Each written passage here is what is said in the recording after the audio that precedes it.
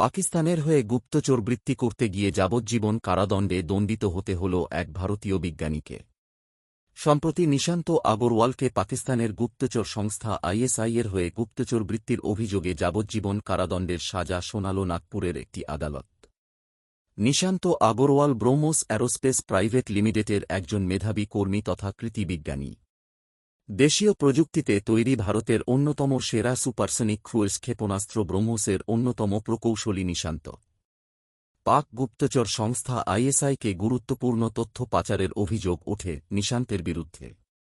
তদন্তে জানা যায়, নেহা শর্মা এবং পূজা রঞ্জন নামে দুটি ফেসবুক প্রোফাইলের সঙ্গে যোগাযোগ করেছিলেন নিশান্ত। তদন্তকারীরা জানতে পারেন, এই দুটিই ছিল ফেক প্রোফাইল। এর পিছনে ছিল পাকিস্তানি গোয়েন্দারা। ইসলামাবাদ থেকে আইএসআই এজেন্টরাই ওই প্রোফাইল দুটি চালাত। শেষ পর্যন্ত 2018 সালে পাকিস্তানকে সংবেদনশীল তথ্য সরবরাহের অভিযোগে উত্তরপ্রদেশ এবং মহারাষ্ট্র পুলিশের সন্ত্রাস দমন শাখা গ্রেপ্তার করে নিশান্তকে।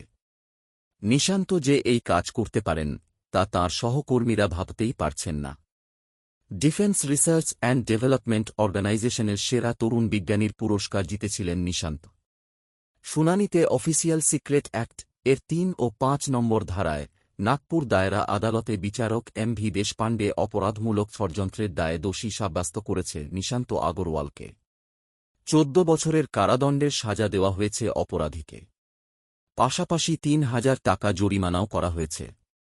পুলিশ জানতে পারে অনলাইনে কার সঙ্গে যোগাযোগ করছেন সেই বিষয়ে উদাসীন ছিলেন নিশান্ত।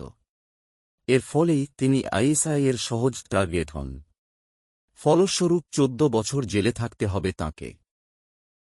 পাকিস্তানের গোয়েন্দা সংস্থা আইএসআই ভারতের প্রতিরক্ষা কর্মসূচি সম্পর্কে সংবেদনশীল তথ্য আহরণের জন্য সোশ্যাল মিডিয়াতে ভারতীয় আধিকারিক এবং নিরাপত্তা কর্মীদের ক্রমবর্ধমান লক্ষ্যবস্তু করছে এবং সম্প্রতি এই ধরনের ঘটনার সংখ্যা বৃদ্ধি পেয়েছে। ভিডিওটি শেষ পর্যন্ত দেখার জন্য আপনাকে অসংখ্য ধন্যবাদ। ভিডিওটি ভালো লেগে থাকলে লাইক করুন ও পেজটি ফলো করুন।